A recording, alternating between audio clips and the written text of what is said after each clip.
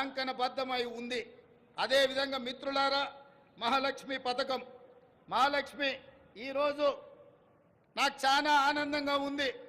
ఈ రాష్ట్ర అవతరణ ఉత్సవాలలో ఈనాడు పర్యటన చేస్తున్నప్పుడు ఇటువైపున అటువైపున వేలాది మంది మా తెలంగాణ ఆడబిడ్డలు ఇక్కడికి వచ్చి మా మహాలక్ష్ములందరూ మా ప్రభుత్వాన్ని ఆశీర్వదించడానికి వాళ్ళందరూ ఇక్కడికి రావడం జరిగింది.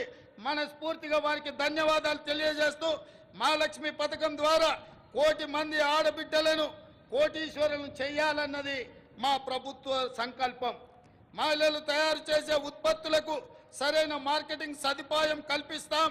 వాళ్ళ ఉత్పత్తులను మార్కెటింగ్ చేసుకోవడానికి హైటెక్ సిటీ పక్కన శిల్పారామం దగ్గర 3 ఎకరాల స్థలాన్ని వందలాది స్టాళ్లను పెట్టుకోవడానికి వాళ్ళకి స్థలాన్ని కేటాయించడం జరిగింది. ఏ ప్రాంతంలో అయితే విప్రో, ఇన్ఫోసిస్, ఐటీ కంపెనీలు ఉన్నాయో ఆ పక్కనే మా ఆడబిడ్డలకు గ్రామీణ ప్రాంతాలలో వారు చేసిన ఉత్పత్తులను అమ్ముకోవడానికి శిల్పారామం పక్కన 3 ఎకరాల స్థలాన్ని కేటాయించాం. అందులో వాళ్ళ ఉత్పత్తులను సగర్వంగా ఈ ప్రపంచానికి పరిచయం చేసే అవకాశం ఉంది. ఆ విధంగా మా ఆడబిడ్డలను పారిశ్రామికవేత్తలను చేసి కోటీశ్వరులుగా మార్చాలనే సంకల్పం మా ప్రభుత్వం తీసుకున్నది. మా ఆడబిడ్డల ఆశీర్వాదం మాకు ఎప్పుడు ఉండాలని నేను వారికి విజ్ఞప్తి చేస్తున్నా. ఇదే కాదు,